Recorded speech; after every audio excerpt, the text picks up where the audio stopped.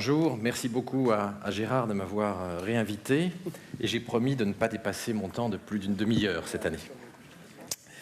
Vous avez même mon compte Twitter sur la première slide. Alors, le sujet est un sujet qui a priori vous concerne pas tellement.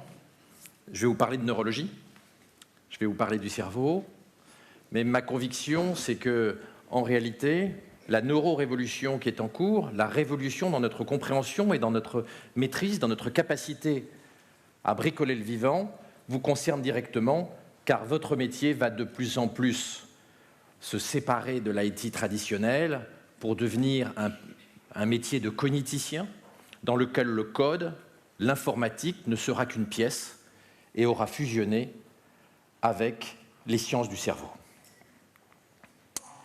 On va parler un petit peu de l'histoire de notre cerveau, mais on va surtout parler de la façon dont GAFA, Google, Apple, Facebook, Amazon et surtout Google sont en train de prendre le contrôle des neurotechnologies, c'est-à-dire des technologies du cerveau. Par leur maîtrise des technologies NBIC, ils deviennent les maîtres de la compréhension, du bricolage et de la manipulation, au sens noble du terme, du cerveau.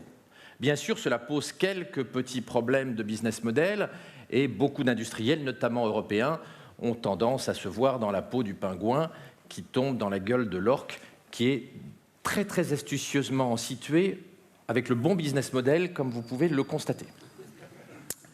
Et puis on parlera aussi des problèmes éthiques, parce que manipuler le cerveau, hacker le cerveau, pose évidemment des problèmes éthiques, moraux, philosophiques, politiques, absolument majeurs. Le cerveau, c'est la dernière frontière. C'est l'ultime frontière. C'est la chose la plus importante au XXIe siècle. Notre maîtrise du cerveau, elle s'améliore. Ça ne marche pas, les slides. Notre maîtrise du cerveau, elle s'améliore et nous commençons à comprendre son fonctionnement. Ce qui est clair, c'est que le neurone a 550 millions d'années. Les premiers neurones sont arrivés au moment de l'explosion du Cambrien, dont vous voyez un fossile là, alors que le transistor n'a que 60 ans et la loi de Moore 50 ans. L'évolution du neurone est extrêmement lente. En 550 millions d'années, le neurone n'a pas beaucoup bougé. Bien sûr, le cerveau humain est l'objet le plus complexe de l'univers connu. Mais c'est lent, 550 millions d'années. Alors que le transistor, en 60 ans, c'est-à-dire 10 millions de fois moins, se rapproche des performances du cerveau humain. Les neurosciences, l'informatique sont en train aujourd'hui de converger progressivement. Et c'est en cela que vous allez devenir des ingénieurs du cerveau, des cogniticiens, bien davantage que des codeurs. Vous connaissez tous l'histoire. On a commencé par Turing, ce génial inventeur de l'informatique moderne. On est passé par Moore, et vous savez que la puissance des serveurs informatiques a été multipliée par 1 milliard sur les 31 dernières années. L'évolution de la puissance informatique est spectaculaire, je ne vous apprends rien. La connaissance du cerveau, elle est plus récente.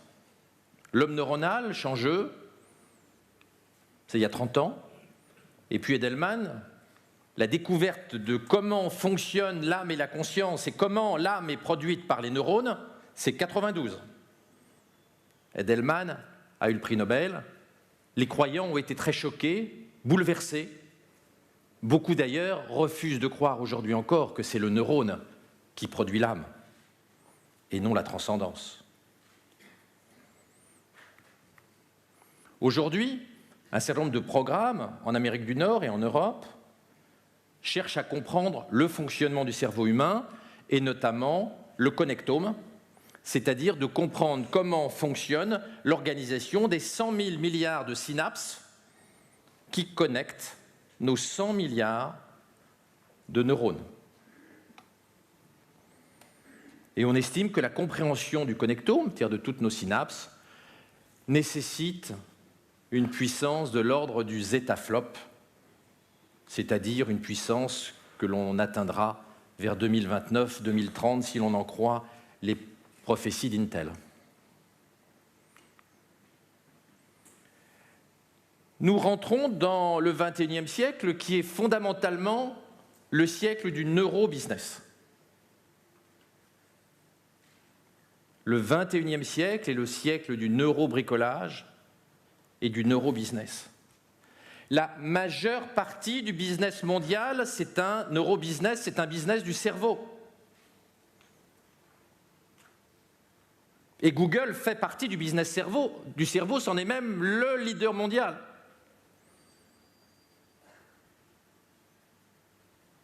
On ne parlera bien plus tôt d'informatique.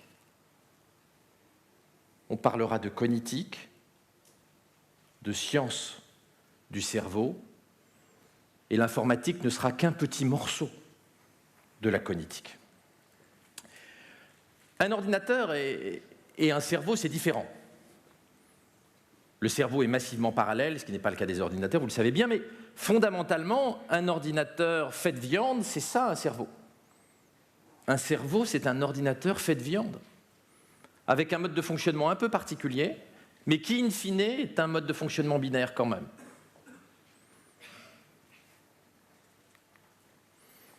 Le neurobusiness, c'est bien sûr d'abord lire le cerveau,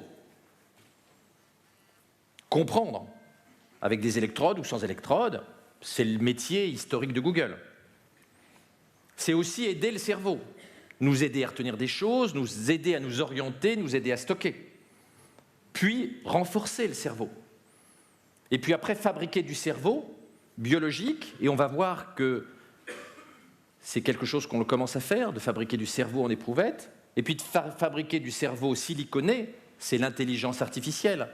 Nous ne sommes qu'au début de l'intelligence artificielle, mais le XXIe siècle est encore long. C'est également réparer le cerveau, sélectionner les cerveaux, interfacer le cerveau avec des composants électroniques, ce qu'on appelait jadis cyborg, et que l'on appelle aujourd'hui de noms plus poétiques. Et puis bien sûr, transférer le cerveau sur des microprocesseurs. Et vous savez tous que c'est l'obsession des dirigeants de Google.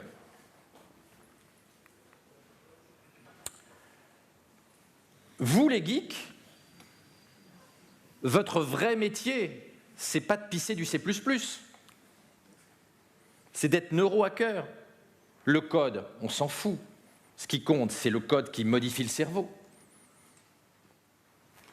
qui modifie le cerveau biologique, qui agit sur le cerveau biologique, mais qui agit aussi sur les cerveaux non biologiques. Beaucoup d'entre vous ici passent le plus clair de leur temps à essayer de convaincre Google de bien crawler les pages qu'ils ont produites. C'est bien une forme particulière de neurohacking. C'est la façon de hacker l'intelligence artificielle embryonnaire qu'est Google. Vous êtes fondamentalement des neurohackers et je suis étonné qu'une profession aussi moderne et aussi prospective que vous l'êtes n'ait pas encore compris qu'elle va devoir s'intéresser à la neurologie et aux sciences du cerveau et que son métier va radicalement changer parce que la fabrication du code traditionnel va être très largement autonomisée. La révolution de l'automation et de la robotique au XXIe siècle ne concerne pas que les livreurs et les ouvriers, elle concerne aussi le monde de l'IT, qui va devoir migrer vers des fonctions de neurohacker et qui probablement demain ne pissera plus de code. Pisser du code n'étant pas du tout péjoratif, hein, je suis comme vous un geek, donc c'est très noble de pisser du code. Mais c'est un métier qui va disparaître sur 10 à 30 ans.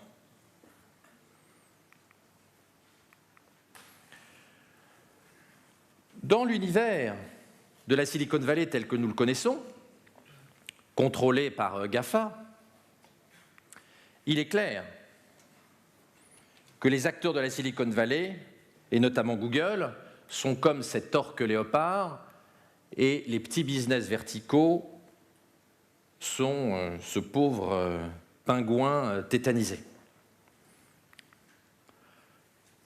La Silicon Valley au sens large du terme, et Google en particulier, ont égorgé beaucoup de métiers et ils vont continuer. D'ailleurs, chez Leclerc, ils sont restés le cul par terre quand ils ont réalisé dans la dernière enquête Saatchi qu'Amazon est plus aimé et plus respecté que Leclerc en France maintenant. Parce qu'Amazon maîtrise mieux les neurotechnologies et a un meilleur moteur informatique que le site leclerc.com. D'autres métiers demain seront menacés, tous les métiers de l'automobile avec la Google Car, et je ne vous parle pas d'AXA qui pourrait être balayé rapidement au jeu du Googleopoly. Regardons un petit peu le monde sous un jour différent de celui sous lequel on le regarde d'habitude. Il y a un choc technologique en cours. Autour des NBIC, bien sûr, avec des lois exponentielles, la loi de Moore n'en étant qu'une. Autour de Google, surtout, qui, imprégné d'une idéologie transhumaniste, change toutes les règles du jeu. Dans l'informatique, mais aussi dans l'aéronautique, dans le monde spatial, dans le monde automobile et maintenant dans le monde de la santé. Ce choc est un choc majeur. Nous l'avions, avec mon ami David Angevin, il y a quelques années, prévu dans un livre d'anticipation, Google Démocratie. Cette prophétie d'un Google totipotent se réalise aujourd'hui. Les NBIC sont aujourd'hui contrôlés globalement par Google. Google a commencé par l'informatique et les sciences cognitives, et puis maintenant il est rentré massivement dans les nanobiotechnologies, avec Calico qui se fixe comme objectif d'augmenter l'espérance de vie humaine. La valeur économique est en train de migrer des différents secteurs, du médicament, de la distribution, de la finance, vers le data mining, le big data, les NBIC, les algorithmes. L'algorithmique est un trou noir de valeur particulièrement bien maîtrisé par Google. Dans les 30 à 40 années qui viennent, nous allons voir l'automatisation des métiers intellectuels. Vous avez probablement vu que la Harvard Business Review vient de publier un article qui montre qu'un algorithme choisit mieux un candidat à l'embauche qu'un spécialiste des GRH. L'algorithme coûtant quelques dollars et le spécialiste des GRH 200 000 $ par an.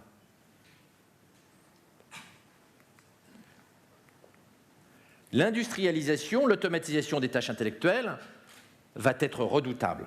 Et elle est au cœur de cette problématique neurotechnologique.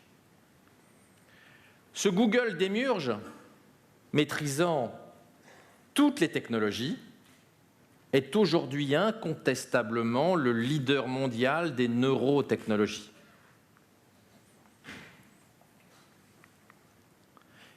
Il n'y a pas de complot, il n'y a pas d'agenda caché. Le Googlestan, ce n'est pas un pays, ce n'est pas une contrée. Le Googlestan, c'est notre cerveau. Le projet politique sur le cerveau de Google, il y a des milliers de pages qui ont été écrites par les dirigeants de Google, par Kurzweil, mais pas uniquement par Kurzweil. Google ne fait pas du business. Google fait de la neurotechnologie. Quel est le point commun entre les Google Glass, les nouvelles lentilles Google pour le suivi des diabétiques, la robotique, Google Calico en neurotechnologie, Google Maps, Google Car, le nouveau système d'exploitation pour les montres, Nest, la domotique, l'intelligence artificielle, DeepMind, la génétique avec 23andMe, Android, etc., etc. Le point commun à toutes les ventures de Google, à tout l'empire Google, c'est le cerveau.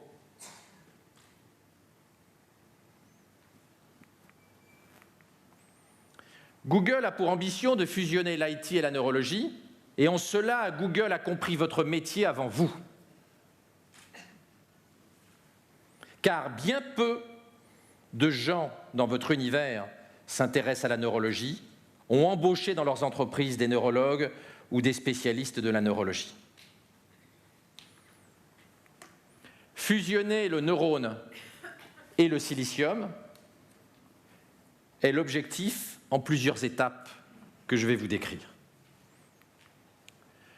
Google est donc un neurotechnologiste qui, par sa maîtrise de tout le spectre des technologies NBIC, est devenue dès à présent l'entreprise la plus puissante au monde, plus puissante qu'aucune autre entreprise n'a jamais été dans l'histoire de l'humanité. Mais nous ne sommes qu'au tout début de ce processus. Les ambitions de Google, je vous ai laissé les termes en anglais, car ces réalités industrielles et conceptuelles sont anglaises et pas francophones. La première étape, c'est de nous orienter. Google nous oriente dans le monde réel et dans le web, grâce aux différents outils comme Google Search, Google Maps, etc.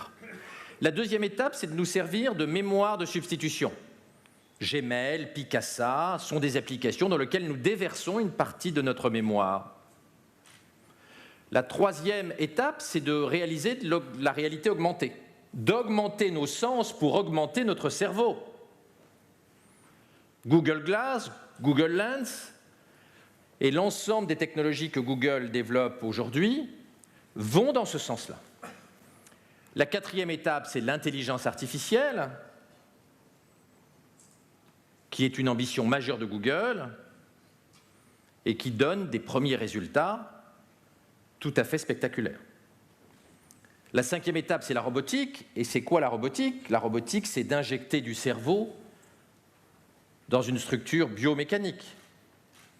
Et Google, vous le savez tous ici, est devenu le leader mondial de la robotique en rachetant les 8 principales sociétés mondiales de robotique en 18 mois sans que personne s'en rende compte. En préemptant tous les meilleurs ingénieurs de robotique, sans que la concurrence s'en rende compte, sans que General Electric s'en rende compte.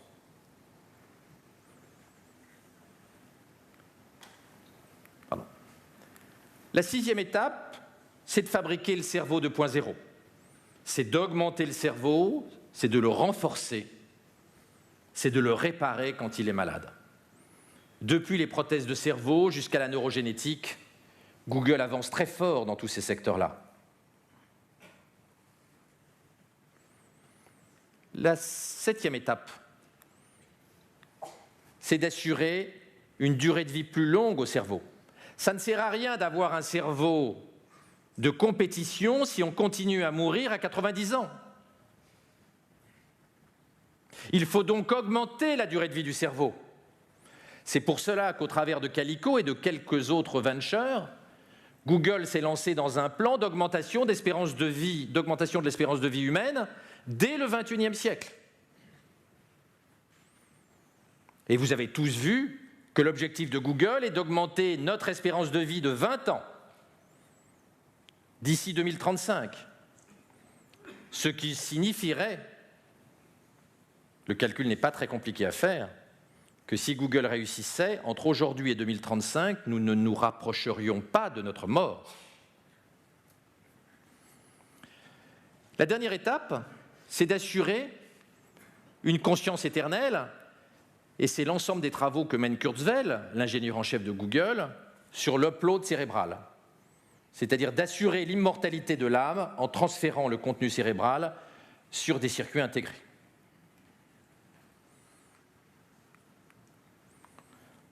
Première étape,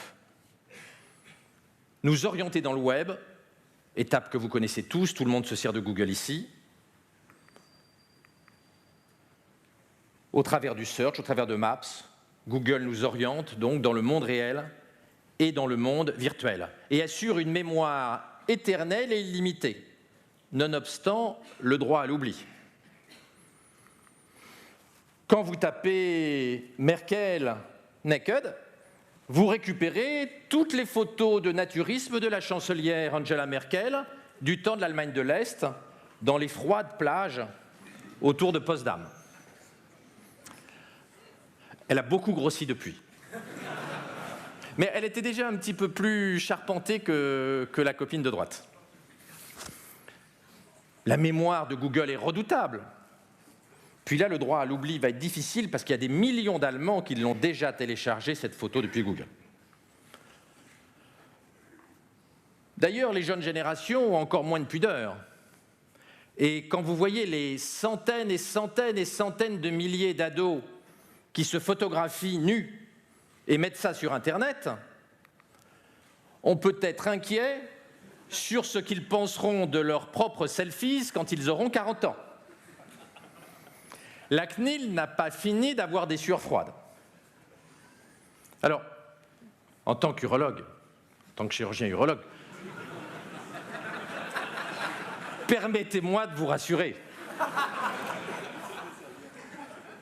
Il ne faut pas, au travers de cette photo, que vous pensiez que les geeks sont des petites bites. C'est plutôt lui qui est légèrement au-dessus de la moyenne pour un caucasien.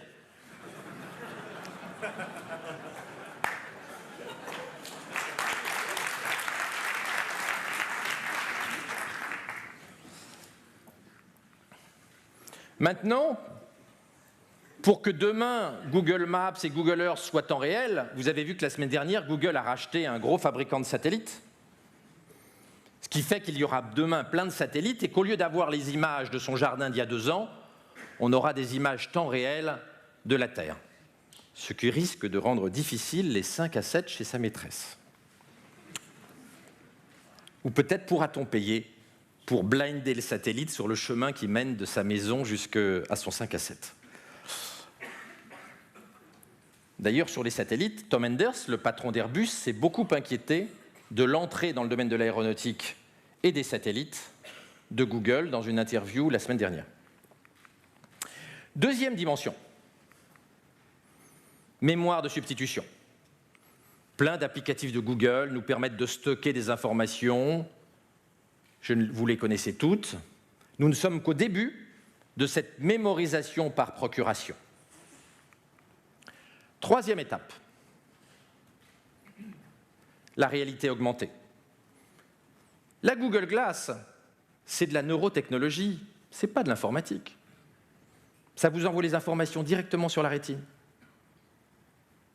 Et vous savez, la rétine, ça fait partie du cerveau, ce que les gens ne savent pas. Les cellules rétiniennes sont des neurones. Les lentilles dont j'ai parlé tout à l'heure chez les diabétiques, et vous avez tous vu le dernier brevet de Google pour des lentilles intelligentes de type un peu Terminator que Google a déposé il y a quelque temps.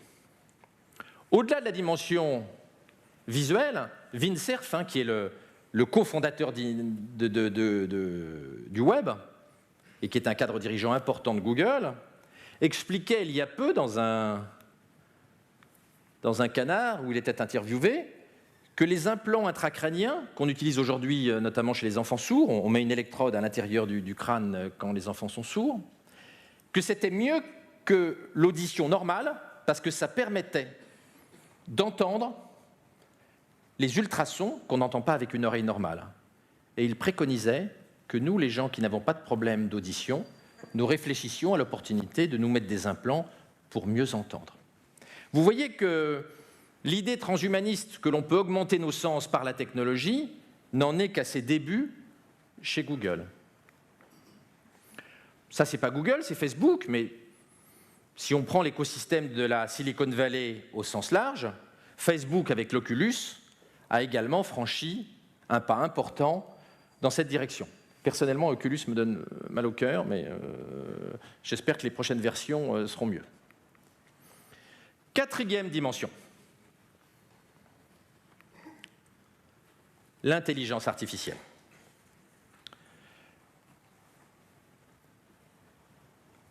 Kurzweil, qui est très en forme en ce moment,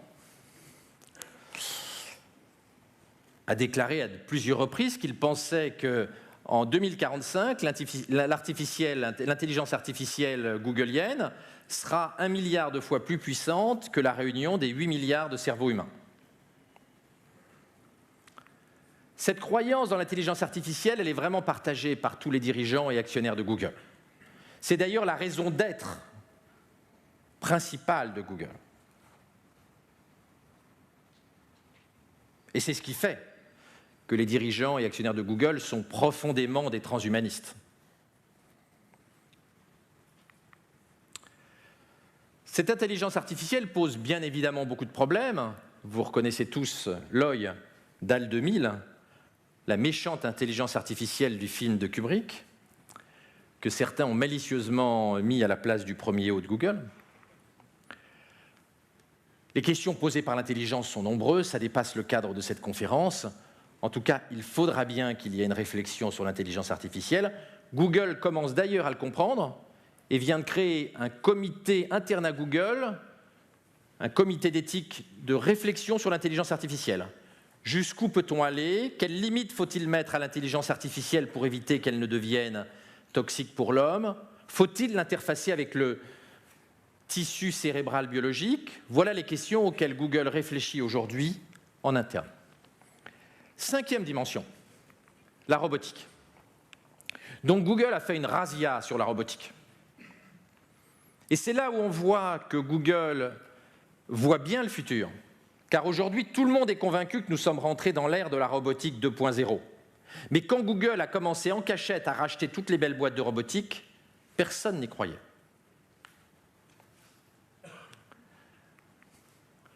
Google a remporté toutes les premières places avec ses différents robots au concours annuel de DARPANET sur les meilleurs robots. Certains robots de Google sont androïdes, humanoïdes, d'autres sont à quatre pattes, ils sont de différentes formes. Une bonne partie de ces robots sont vendus à l'US Army. Google est aujourd'hui un fournisseur important des militaires et la plupart de ces robots sont en fait des robots militaires.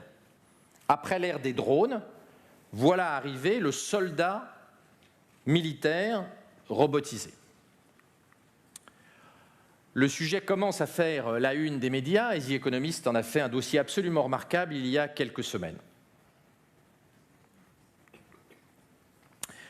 Quand on parle de robotique, on ne peut pas ne pas parler de la Google Car. La Google Car, c'est un robot. C'est un robot particulier, mais c'est un robot qui s'améliore chaque semaine. Et aujourd'hui, la Google Car est capable de repérer quand un cycliste tend le bras et de penser qu'il va tourner vers la gauche.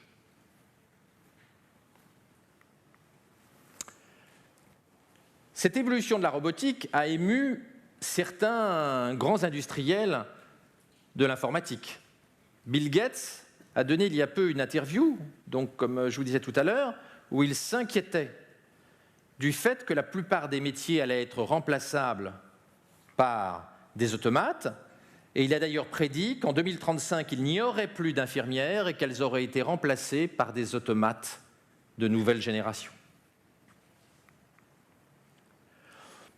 Des problèmes éthiques se posent. Le VP de Qualcomm a posé la question. Si nous arrivons à avoir des robots ayant un début de conscience, est-ce qu'il serait éthique de les débrancher ou non éthique? Et certains théoriciens de la Silicon Valley commence à parler d'un racisme envers l'intelligence siliconée. Racisme de l'intelligence carbonée, biologique, nous, à l'égard de l'intelligence siliconée des robots et de l'intelligence artificielle.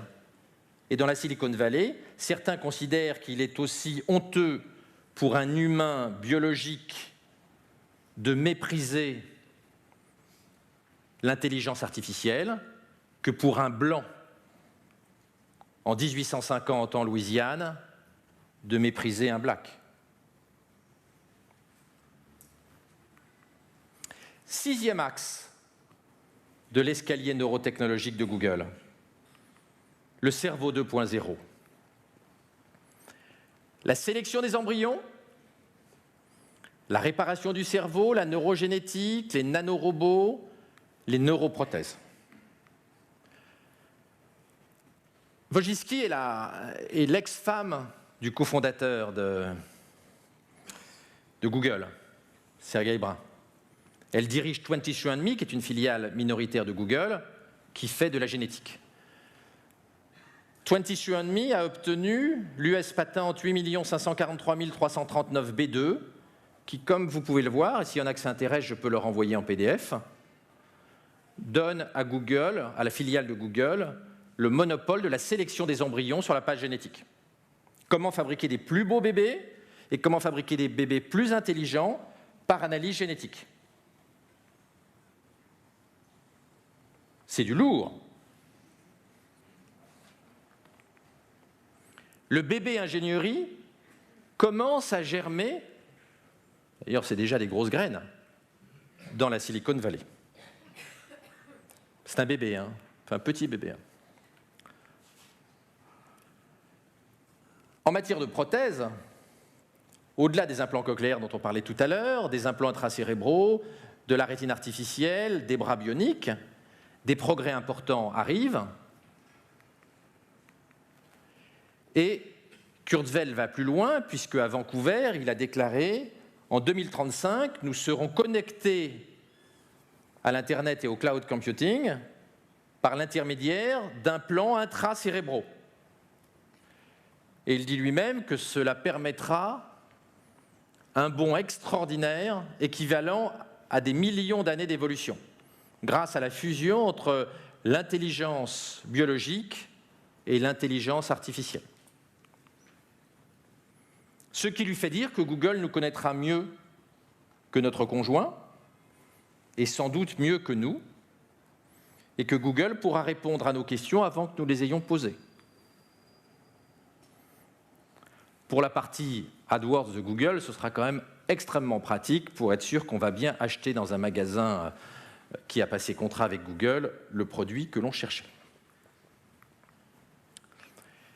Kurzweil, à Vancouver, a expliqué longuement qu'il fallait que l'humanité se prépare à ces implants intracérébraux et soit prête à arriver à gérer cette pensée hybride. Cette pensée où on a encore une partie d'intelligence biologique, mais où on a déjà une partie d'implants électroniques, et d'arriver à gérer en parallèle ces deux pensées, cette pensée hybride que nous aurons à partir de 2035.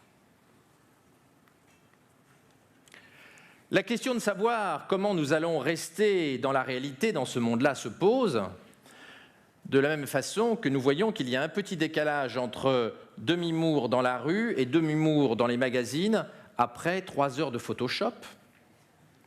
On peut se demander jusqu'où nous devons accepter que les neurotechnologistes nous emmènent dans un monde très différent du monde auquel nous sommes habitués. Et moi, personnellement, pour ma génération, mais à 55 ans, je suis un vieux con, je ne souhaite pas de mon vivant avoir des implants intracérébraux pour me connecter à Google plus rapidement. La génétique, 23andMe, filiale de Google, travaille beaucoup sur la maladie de Parkinson notamment, mais c'est normal puisque Sergey Brin est atteint par la mutation génétique qu'il donne de 3 chances sur 4 d'être atteint par la maladie de Parkinson, puisqu'il a une mutation du gène LLRK2. Dans ce domaine-là, le potentiel est illimité. La première fabrication de cerveaux en éprouvette a eu lieu il y a quelques mois. Petit morceau, hein, ce n'est pas un cerveau entier pour l'instant. En tout cas, nous pouvons, à partir de cellules de peau, par la technique des cellules souches, fabriquer du cerveau aujourd'hui. Se pose d'ailleurs la question du statut de ce cerveau. Faut-il lui donner des droits ? A-t-on le droit de le foutre à la poubelle une fois qu'on l'a créé? A-t-il le droit de voter? Doit-on assurer sa pérennité? Doit-on le réanimer? Doit-on l'écouter? Doit-on être empathique?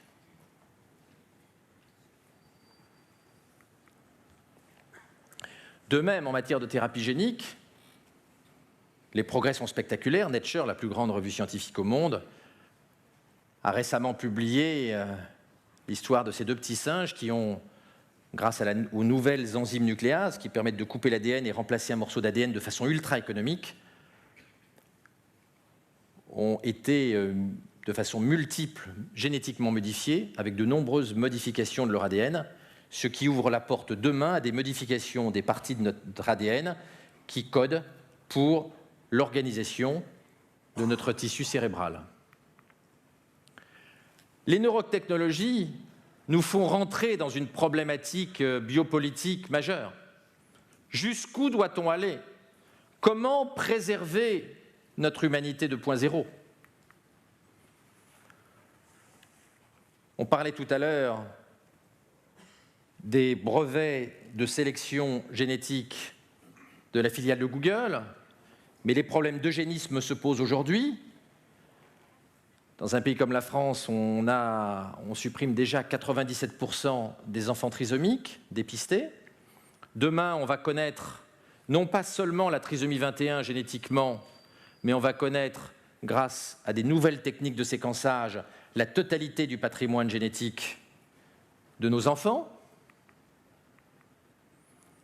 Le sujet préoccupe beaucoup aux États-Unis, mais quand on voit ce que déclare le responsable chinois du programme de séquençage des surdoués, c'est-à-dire que le fait que la Chine est prête aujourd'hui à utiliser ses nouvelles connaissances dans la détermination des variations génétiques qui favorisent les QI élevés pour faire de l'eugénisme positif cette fois-ci, c'est-à-dire sélectionner les embryons qui vont donner des enfants à QI élevé, on s'interroge sur la façon de réguler ce pouvoir démiurgique extraordinaire qui est donné à l'humanité en général et aux entreprises maîtrisant les neurotechnologies en particulier. 7e étape.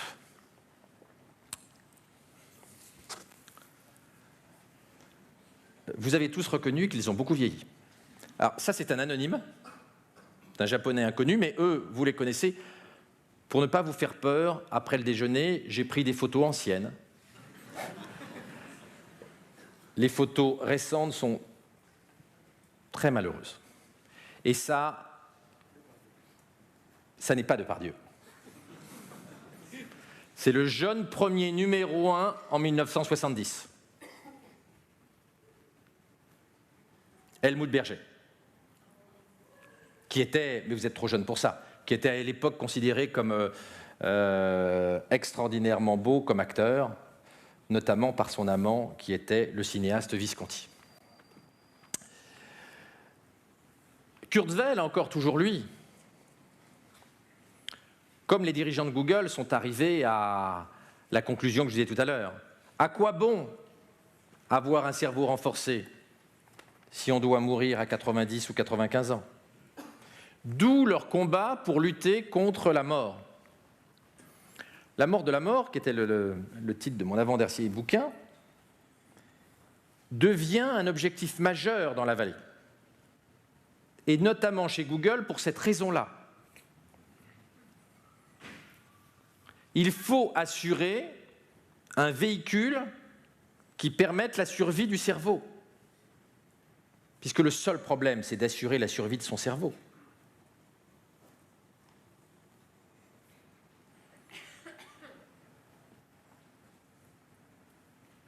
Google souhaite augmenter rapidement notre espérance de vie.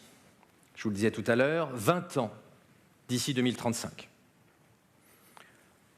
Les médias américains s'interrogent très sérieusement, est-ce que Google va pouvoir résoudre le problème de la mort? Je ne vous fais pas de dessin. Si Google réussit dans les nanobiotechnologies, ce n'est pas uniquement le business des liens sponsorisés qui en est modifié, c'est notre humanité tout entière qui est bouleversée.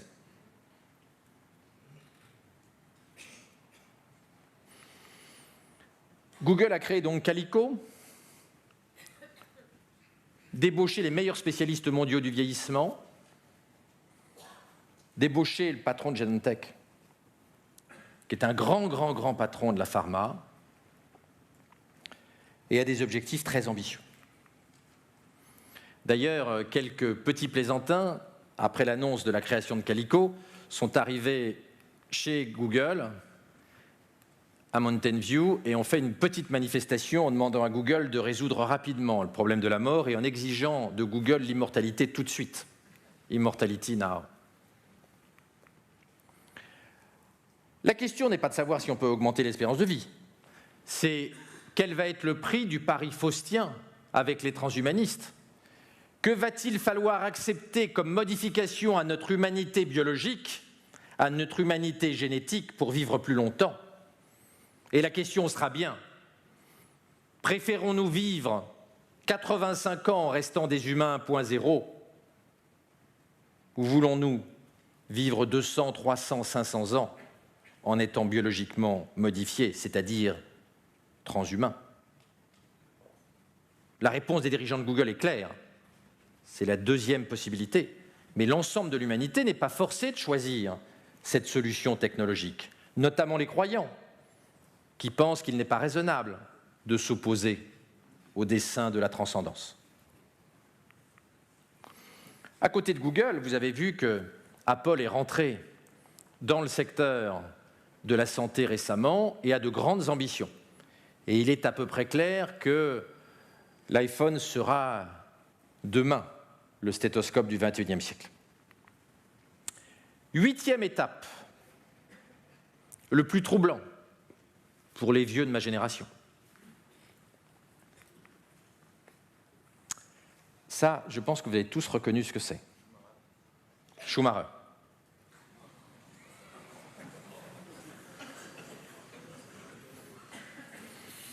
Pour ceux qui connaissent Courchevel, il s'est mal débrouillé parce que c'était un terrain vraiment pas difficile. Enfin, Méribel, vraiment pas difficile. Même si on vit longtemps, il peut y avoir un accident. Et donc, notre cerveau peut mourir ou être... Schumacher n'est pas mort, mais il aura très probablement au moins des séquelles importantes. Et donc, pour assurer la pérennité de notre cerveau, il faut un backup.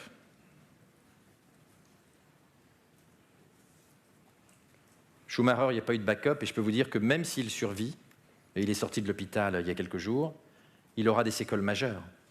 Il aurait dû backuper son cerveau. Mais la technologie n'existe pas encore. Kurzweil a écrit plusieurs milliers de pages sur le sujet. C'est d'ailleurs l'une des raisons pour lesquelles il a été embauché comme ingénieur en chef et directeur du développement chez Google. Dans ses différents bouquins, il rêve d'une humanité 2.0 qui aurait réussi ce qu'il estime être possible vers 2040-2045, c'est-à-dire le transfert de l'âme dans des circuits intégrés. C'est là encore un changement radical dans l'organisation de la société. Et vous voyez bien que nous sommes très éloignés du Google auquel nous pensons traditionnellement, c'est-à-dire au Google du moteur de recherche. Le projet de Google dépasse de beaucoup la partie immergée de l'iceberg. Là encore, les médias américains prennent tout ça très au sérieux et Time se fait régulièrement l'avocat des thèses de Kurzweil sous une forme qui, personnellement, ne me plaît pas beaucoup parce que je ne m'imagine pas tellement avec un tuyau en titane dans la nuque. Qui voudrait ça? Personne. Vous voyez, on est une génération perdue pour la technologie. La neurorévolution, elle débute maintenant. La technologie est là et l'idéologie transhumaniste est là. Et des entreprises dotées de moyens quasi illimités sont là. Le projet de Google, finalement, c'est de s'appuyer sur les NBIC pour développer une vision transhumaniste de l'humanité, neurotechnologique, avec un vrai messianisme politique. Le business n'est pas le problème. Le problème, c'est changer l'homme. Lisez bien ce qu'ont écrit les dirigeants de Google. Ils sont messianiques. Ce ne sont pas seulement des entrepreneurs. L'opinion va adorer. Qui va refuser de vivre plus longtemps et d'avoir un cerveau augmenté? Presque personne. Même la plupart des croyants vont vouloir être augmentés. La bataille entre le neurone et le silicium, elle est très incertaine. Mais il est clair qu'à l'horizon de quelques dizaines d'années, le cerveau biologique aura perdu la bataille. Et les questions qui se posent sont des questions vertigineuses. Et Google, de par son action, nous fait nous poser des questions politiques et philosophiques vertigineuses que l'on n'imaginait absolument pas il y a seulement 10 ans.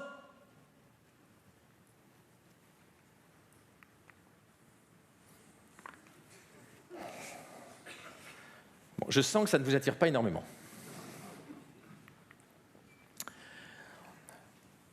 De l'utopie googolienne à la dystopie, c'est-à-dire l'anti-utopie, mélange de 1984 d'Orwell, du Meilleur des mondes, d'Huxley, de Minority Report et de Gattaca, il n'y a qu'un pas.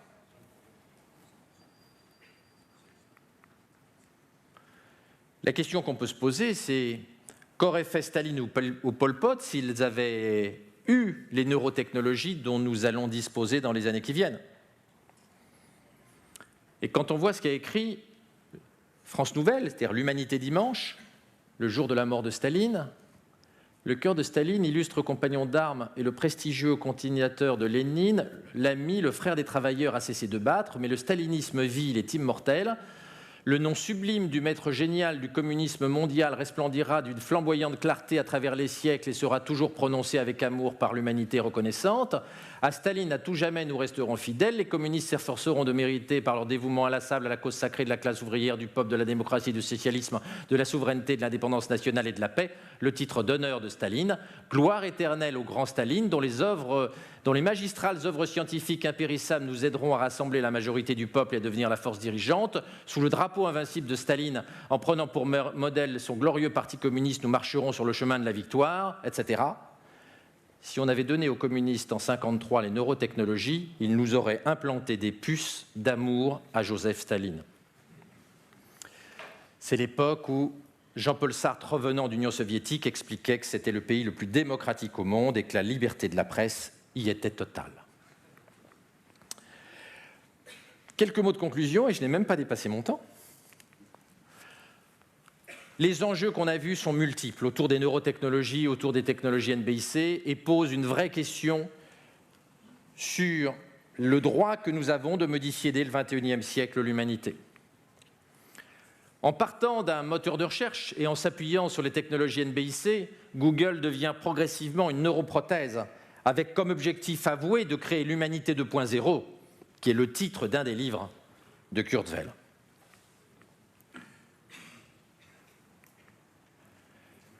Google est plus proche d'une église que du Nasdaq. C'est davantage un projet politico-philosophique qu'un projet managérial.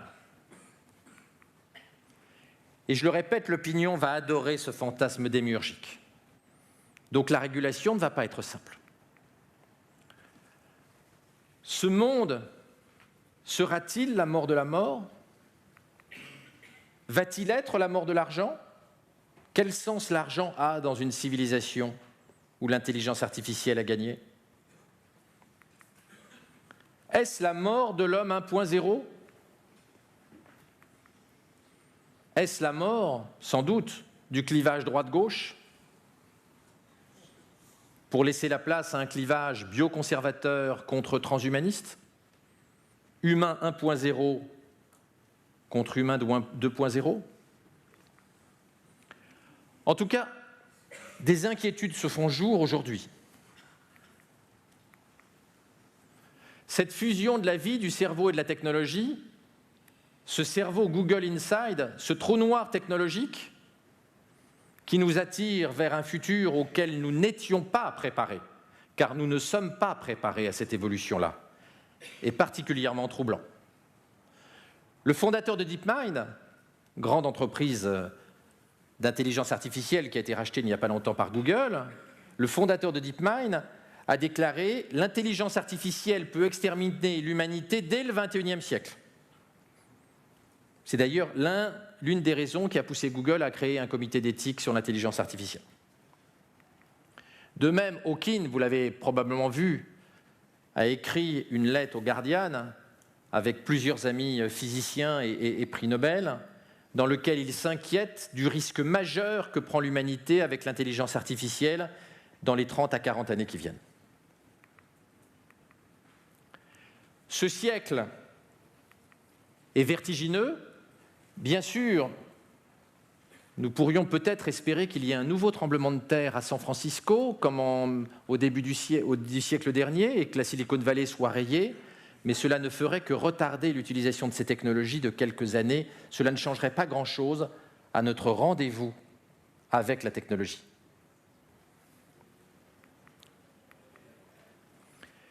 En tout cas, la mort de la guerre n'est peut-être pas encore là, car l'opposition entre les bioconservateurs et les transhumanistes pourrait être extrêmement violente, notamment sur la question très sensible du cerveau.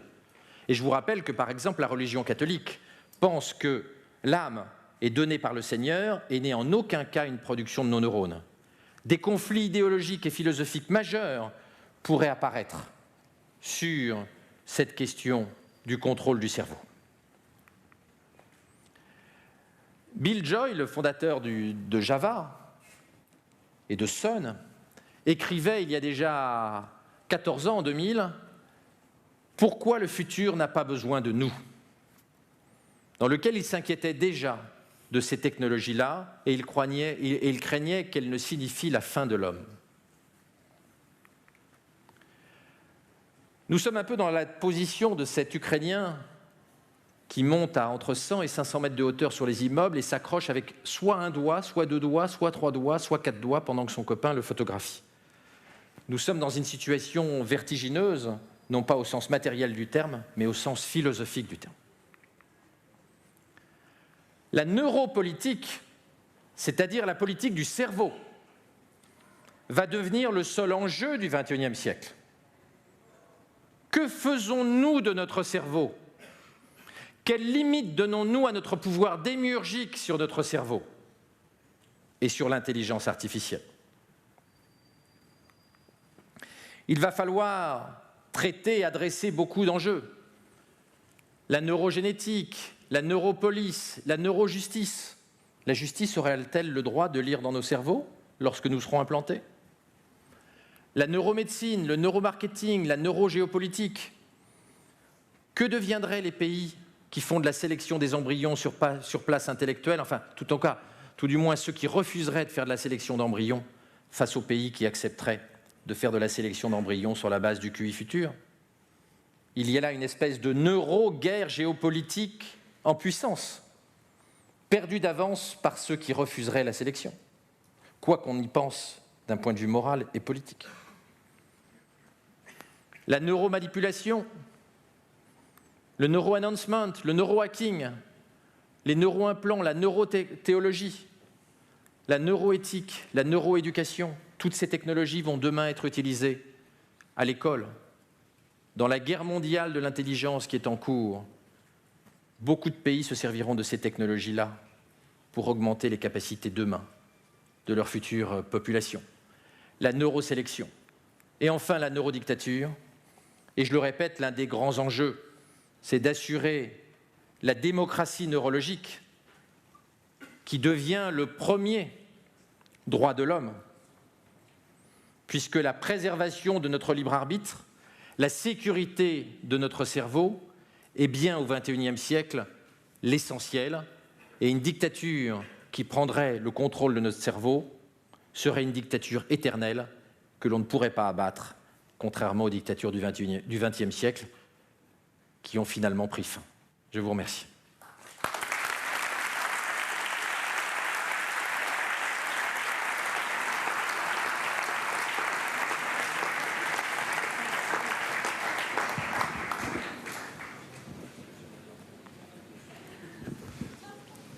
On a du temps pour des questions. C'est la première fois que je finis dans les temps. Vous avez mentionné des endroits sur la carte comme la Silicon Valley ou la Chine. On voit bien d'un côté la technologie, de l'autre côté des expérimentations qu'on n'oserait peut-être pas faire en Europe ou en France. Quel est le rôle aujourd'hui où la prise de conscience, soit de l'Europe, soit de la France, soit d'autres pays dans le monde ? On est sur un duopole Asie-États-Unis. Les gens réfléchissent beaucoup à ça en Chine, bien sûr, en Corée, aux États-Unis et notamment Boston et puis la côte ouest. La réflexion en Europe, elle est inexistante. mais elle est de même nature que sur l'ensemble des technologies NBIC. Ce n'est pas à l'agenda des politiques. On est sur une vision à plusieurs années. Les politiques en Europe sont face à des agendas de très court terme. Ils ne s'intéressent donc très très peu à la technologie. Vous imaginez bien que Valls, qui se bat jour après jour pour récupérer une ou deux voix des députés d'extrême gauche du PS sur le vote de confiance, ne va pas réfléchir à l'agenda 2030. Donc effectivement, cette réflexion est absente de l'agenda des élites politiques européennes et en France en particulier. Je vous rappelle par ailleurs ce que je vous disais l'année dernière, dans un pays où le président de la République en 2014 n'a toujours pas d'ordinateur sur son bureau, il est peu probable que les enjeux NBIC soient compris au sommet de l'État. Vous pouvez vérifier, hein. Même sur Paris Match. Quand il y a des photos d'Hollande, vous verrez, il n'a pas d'ordinateur sur son bureau. Oui, bonjour. Deux questions. Quelles sont les limites que vous voyez à ces évolutions? Juste peut-être deux à pointer. Un, le cerveau qui, humain biologique, semble évoluer beaucoup plus lentement que l'ensemble de ces nouvelles technologies. Donc, quelles sont les limites qu'il va avoir dans sa coexistence avec cette technologie? Et la deuxième, c'est pourra-t-on aller jusqu'à ressusciter les morts à partir du moment qu'on a encore leur ADN? Alors non, on ne va pas ressusciter les morts parce que dans notre ADN, il n'y a pas le contenu de notre cerveau. Il y a dans notre ADN un nombre important des caractéristiques de notre cerveau. Mais les souvenirs que l'on a, on ne l'a pas dans l'ADN. Donc, pour faire ressusciter les morts, il faudrait à la fois faire un clone de l'individu mort et en plus réinjecter sa mémoire et sa conscience qu'on aurait dans un premier temps uploadé selon la technique kurzweilienne. Ça paraît plus difficile, ça ne paraît pas accessible en tout cas avant 2060-2070.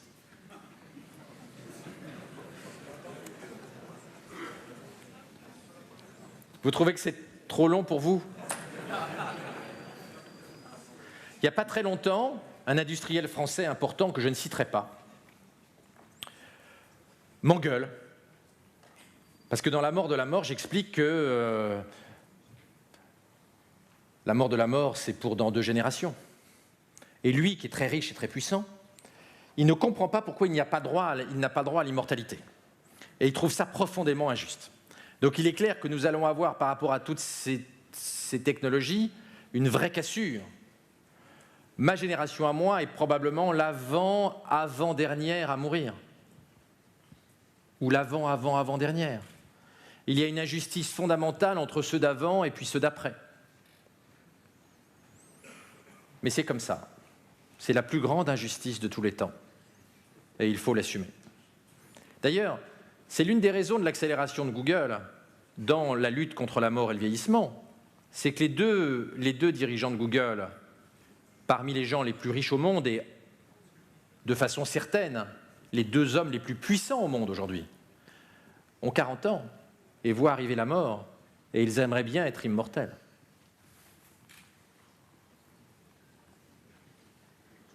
Oui. Bonjour. Oui. C'est par là.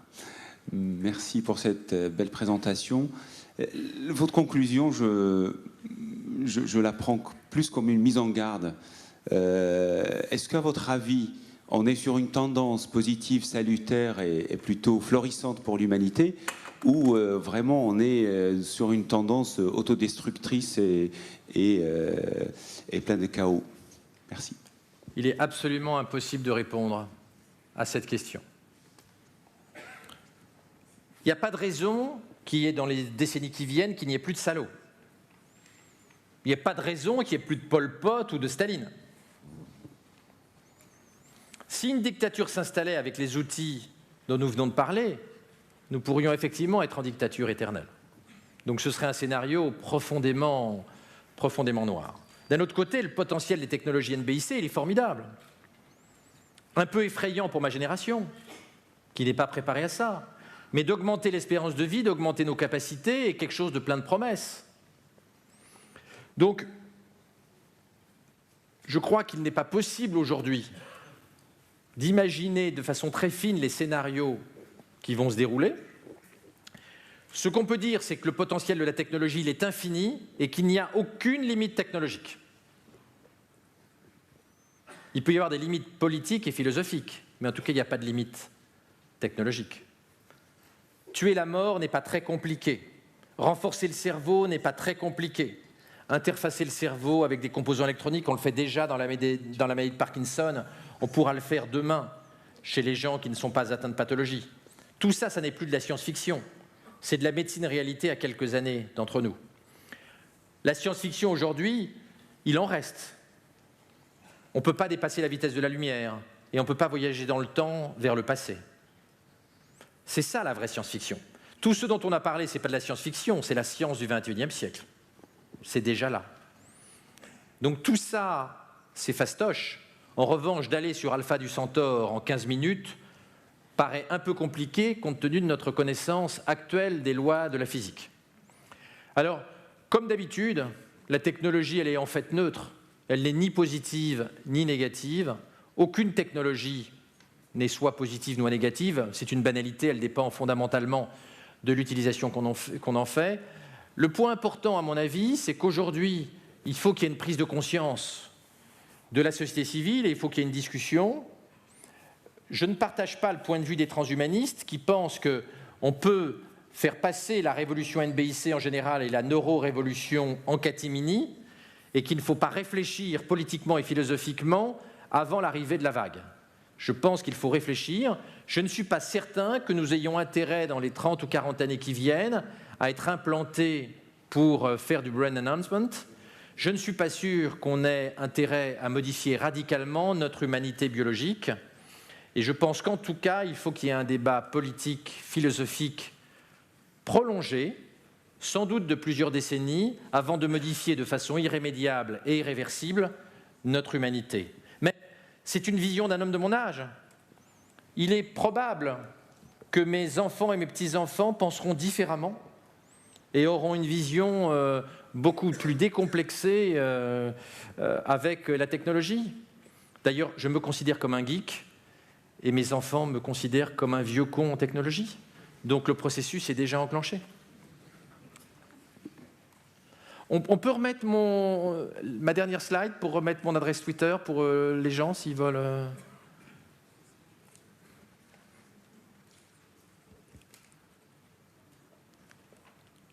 La première, ça ira aussi.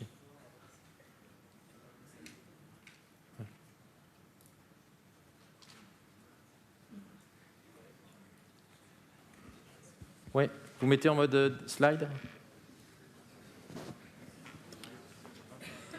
Voilà. Il y avait d'autres questions et c'est fini. T'en as une, toi, Gérard? Non?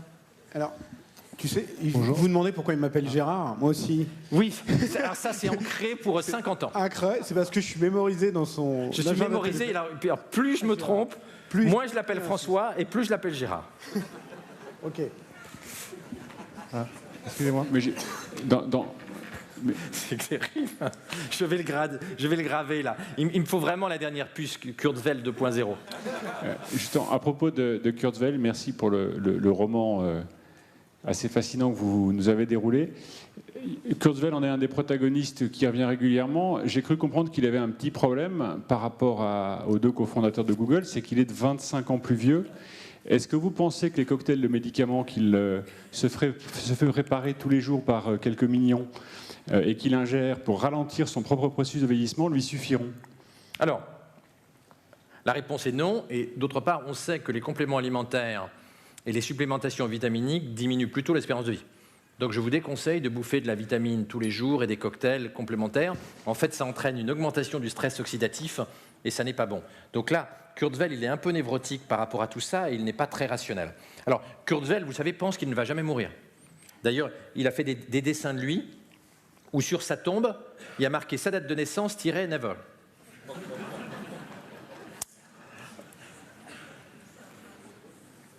L'espoir fait vivre.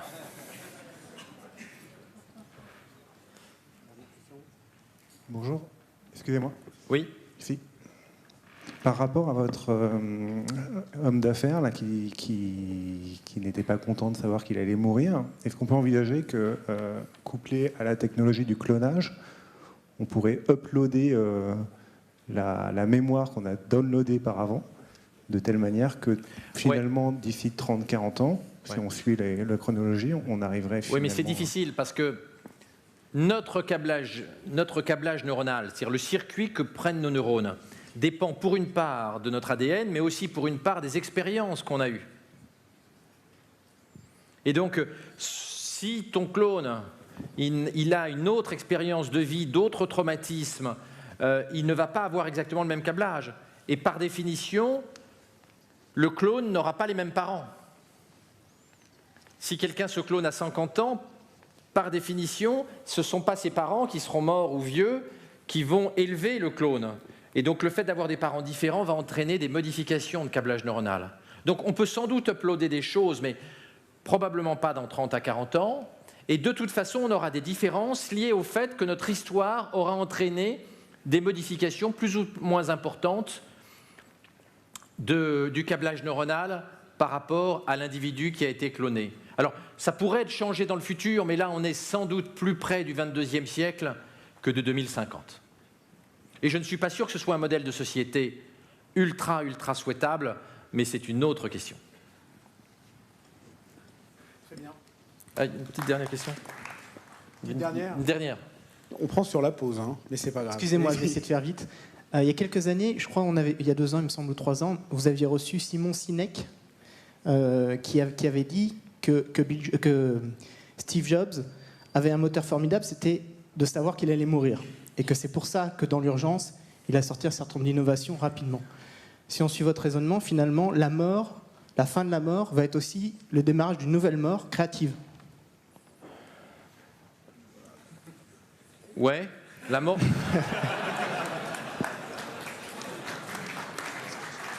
Alors, mon bouquin, La mort de la mort, est relativement pessimiste, hein, ne présente pas la mort de la mort comme quelque chose de formidable. Mais c'est une crainte qu'on peut avoir. Cela dit, l'espérance de vie à Paris en 1750 était de 25 ans, elle est aujourd'hui de 80 ans. Est-ce qu'on est beaucoup moins créatif aujourd'hui qu'on l'était quand on mourait en moyenne à 25 ans? Je ne crois pas. Je ne crois pas. Quant à Steve Jobs, son rapport à la maladie et à la mort était assez pathologique, puisque je vous rappelle qu'il s'est soigné par homéopathie, par plante et par médecine douce pendant 9 mois au lieu de se faire opérer son pancréas, ce qui a fait que quand il a enfin accepté l'opération, c'était trop tard et on ne lui a pas enlevé le pancréas, on a ouvert, on a refermé, tellement il y avait de métastases.